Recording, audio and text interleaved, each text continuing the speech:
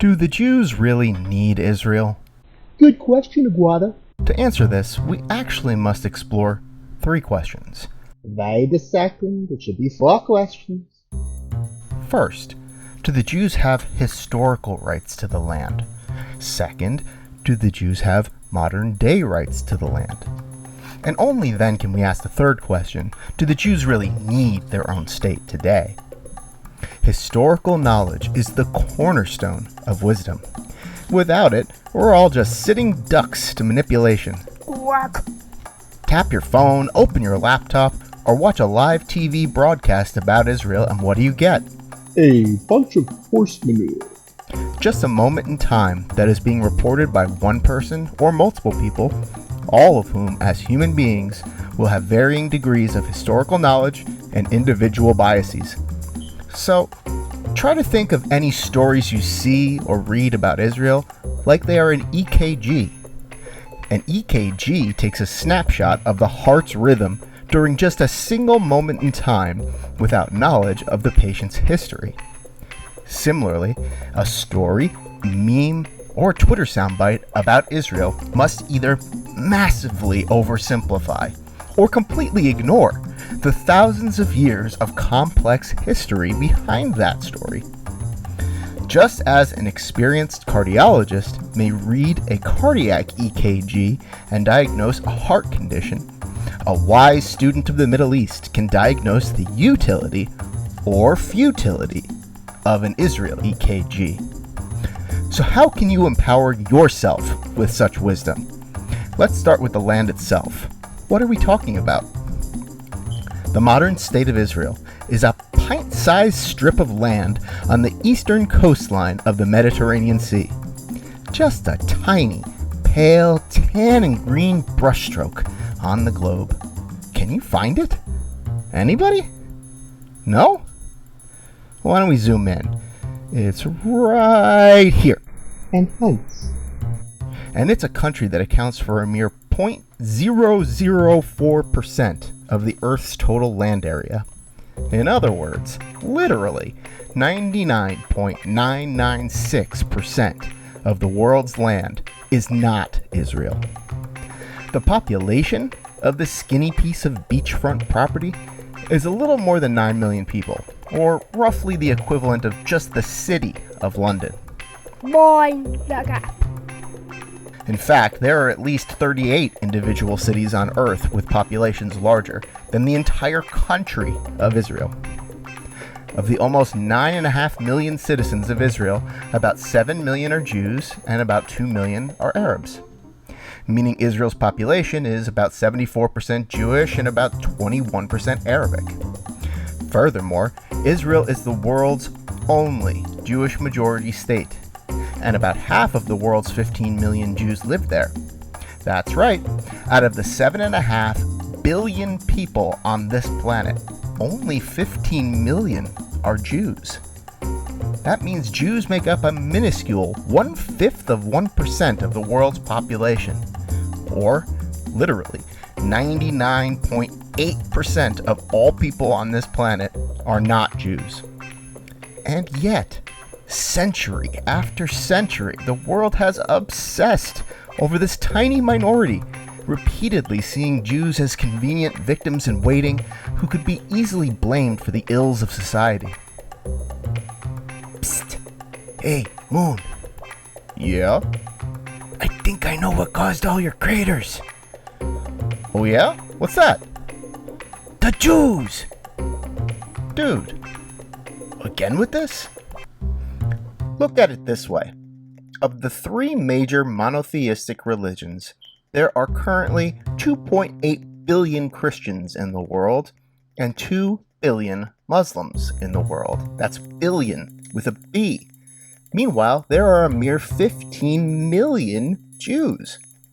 Think of the world's population as represented by a room full of 500 people. 167 of them would be Christians. 125 of them would be Muslims. But only one out of that room of 500 people would be a Jew. Now, we know Israel is the world's only Jewish state But how many states are majority Christian and how many are majority Muslim? Shown here in yellow, 158 countries and territories are majority Christian, which is about 67% or 2 out of every 3 countries on the planet. Meanwhile, about 50 countries are majority Muslim, as shown here in red, meaning about 25% or 1 out of every 4 countries on Earth are majority Muslim. But there is only one Jewish state, represented on this map in blue. And let's be honest, we're going to need to zoom in just so you can find it. Still can't see it? Let's zoom in a little more. There he is. Israel and the overall Jewish population are statistically tiny.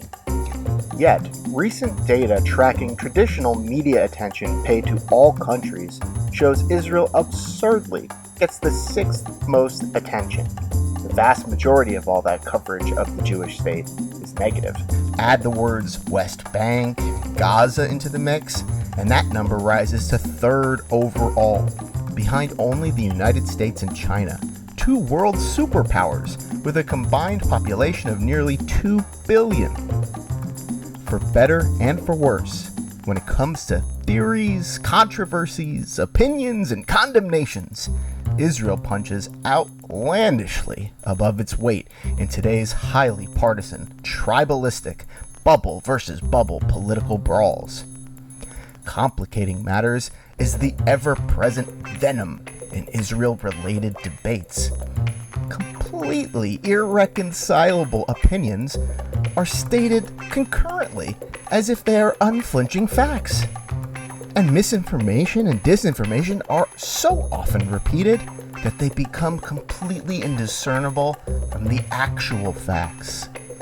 Too often, when people think of Israel, they think only of its seemingly intractable modern-day conflict with the Palestinians. And with no end to that conflict in sight, some ask whether the Jews really need Israel. After all, they think, the Holocaust ended nearly 80 years ago, right? And many of those same people figure, well, that was certainly a bad time, but the Jews are doing pretty well these days, right? So what do they really need Israel for? Maybe it would be just better for everyone if Israel was disbanded, if it just disappeared. Never mind, the Holocaust began only after Nazi Germany tried to shop the Jews around the globe like trash heaps searching for a place to dump. And Germany found no takers, with every country on Earth closing their borders to any significant Jewish immigration. I think not. Jews fled the Nazis for the land of Israel, or, as it was often called in the West in those days, Palestine. However, the British, who were the administrating power of Palestine at the time, turned away every ship of fleeing Jewish refugees, thereby sealing many of their fates. Seats taken. Even the United States of America, a land of immigrants, where Jews lived more freely than anywhere else in nearly 2 millennia, refused to open its borders to Europe's condemned Jews. Can't sit here. Ultimately, between the end of June 1941 and the end of April 1945, the Nazis and their collaborators systematically and using modern industrial means carried out Hitler's final solution to the Jewish question by murdering more than 1 out of every 3 Jews on Earth. That's 6 million Jews murdered out of 17 million in total. It also means the Nazis murdered 2 out of every 3 Jews on the European continent. That's 6 million Jews out of 9 million total. The final solution was all but completed in Poland, where more than 3 million out of the pre-war population of 3.3 million Jews were murdered. But perhaps most appallingly, Hitler's final solution found its greatest success in the Nazis' murder, cold-blooded murder, of 1.5 million of the pre-war 1.6 million European Jewish children, including babies.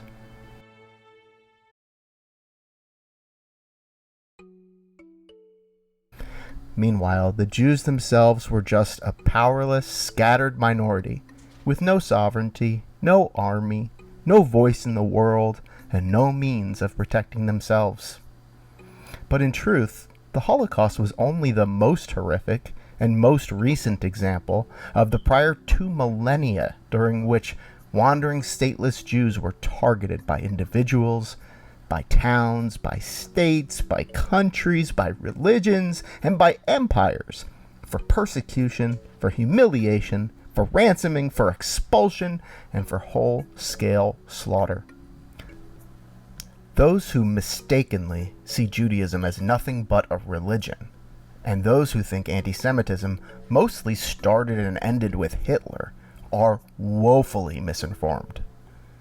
Through this historical, animated journey through time to figure out whether the Jews really need Israel, we will look at just exactly who the Jews are, and from there, we will discover how their existential condition changed over the centuries depending on whether or not they had a sovereign state of their own.